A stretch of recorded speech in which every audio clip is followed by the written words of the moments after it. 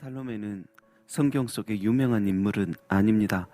하지만 예수님과 제자들에게는 없어서는 안 될 정도의 귀한 여인이요, 요즘 시대로 따지면 한 교회의 개척 초기부터 오래오래 함께한 터줏대감 권사님 같으신 분입니다. 그녀는 예수님께서 처음 사역을 시작하신 갈릴리에서부터 예수님 십자가에서 돌아가실 때에도 함께 있었고, 예수님의 무덤 앞에서 천사가 예수님 부활하셨다고 고지를 할 때에도 그 자리에 있었으며, 세베대와 결혼하여 낳은 자신의 아들인 야고보와 요한 사도까지 예수님의 제자 되게 한 예수님 사랑이 남다른 여인이었습니다. 그리고 살로메의 집은 집안에 직원들도 있을 정도로 부유하였습니다. 그래서 베드로와 안드레 같은 경우는 가난한 가정의 어부 출신이라 그물만 버리고 예수님 따랐지만, 야고보와 요한은 배를 버리고 예수님을 따를 정도였습니다.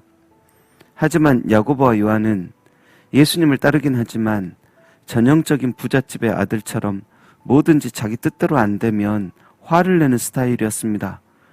그래서 예수님 사역을 방해하는 이들에게 하늘에서 불을 내려 저들을 살라버리시라고 말해 우레의 아들이라 별명을 들을 정도였습니다.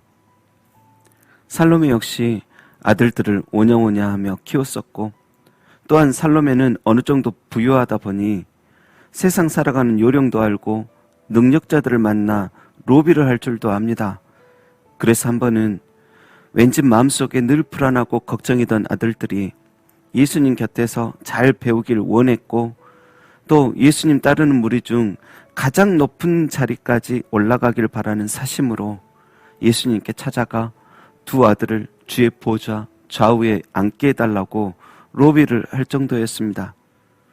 하지만 예수님께 혼만 나고 오히려 예수님께 맡긴 아들 중 야고보는 나중에 제일 먼저 순교당합니다. 순교당한 아들을 가슴에 안고 얼마나 울었겠습니까? 하지만 살로메는 부활을 목격한 여인입니다. 그래서 사람의 죽음이 거기서 끝이 아니요, 부활이 있고 영원한 하나님의 나라가 있음을 믿어 의심치 않습니다.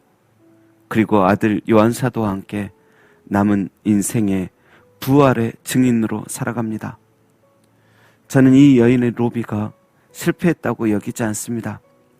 아들 야고보는 비록 이 땅에서는 아름답게 피어나지 않았지만 저 하늘에서 영원히 피어날 순교의 꽃이 되었고, 요한 사도 역시 요한복음, 요한 1, 2, 3서, 요한계시록을 적어 후대에 남길 만큼 귀한 하나님의 사람으로 살다 갔으니 그의 간청과 기도는 이 땅과 하나님 나라에서 열매 맺었던 것입니다.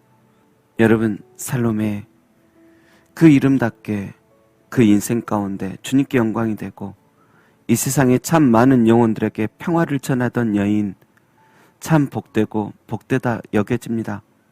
부디 우리의 인생도 살로메처럼 예수님 안에서 즐거워하고 예수님 안에서 울며 예수님 증거하며 살아가는 복된 인생 되길 주님의 이름으로 축원합니다. 기도하겠습니다. 거룩하신 하나님, 살로메처럼 꾸준한 믿음 되게 하옵소서. 살로메처럼 믿음의 가정을 일구고자 하는 신앙의 열정도 주옵소서. 우리의 인생 이 땅만이 전부가 아니요 부활의 산소망이 있음을 잊지 않는 모두가 되도록 천국 소망 중에 살게 하옵소서. 감사드리며 하나님의 선하신 뜻을 우리에게 빛처럼 비추신 예수님의 이름으로 기도합니다. 아멘.